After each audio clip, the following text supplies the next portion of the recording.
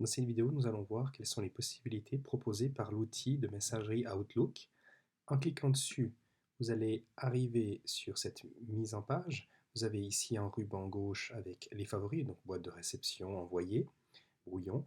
Et puis vous allez avoir ici les dossiers, donc les dossiers complets, y compris ceux que vous auriez pu créer pour classer par exemple des mails. Et tout en bas, vous allez avoir les groupes, c'est-à-dire il y aura les classes auxquelles vous appartenez. Ici au milieu, vous allez avoir du coup les messages en question. Et puis ici, vous allez avoir l'aperçu de ce message. Ici, vous allez avoir une autre rubrique qui correspond au calendrier.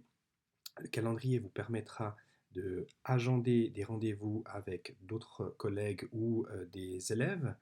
Ensuite, vous allez avoir ici les contacts. Donc, vous pourrez donc accéder à des listes de distribution pour contacter tous les élèves, par exemple. Donc, si je clique ici sur la liste de distribution, alors cette liste est très exhaustive, donc elle comprendra beaucoup de listes, y compris d'autres gymnases ou d'autres institutions.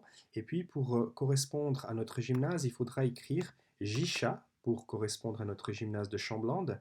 Vous faites avec un espace, un tiret, un espace. Vous allez donc avoir maintenant l'année à rentrer, disons par exemple les troisième années.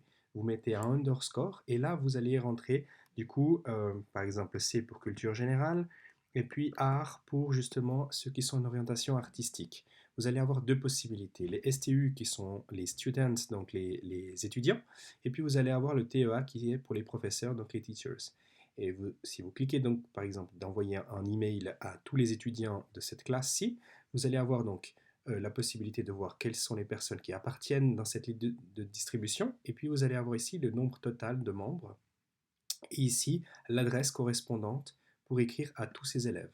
En cliquant dessus, vous allez être redirigé vers une page qui vous envoie à cette fenêtre et vous allez avoir la possibilité donc de écrire ici l'objet et ici le message en question pour contacter les élèves. Ensuite, il suffira tout simplement de cliquer sur envoyer ou ici.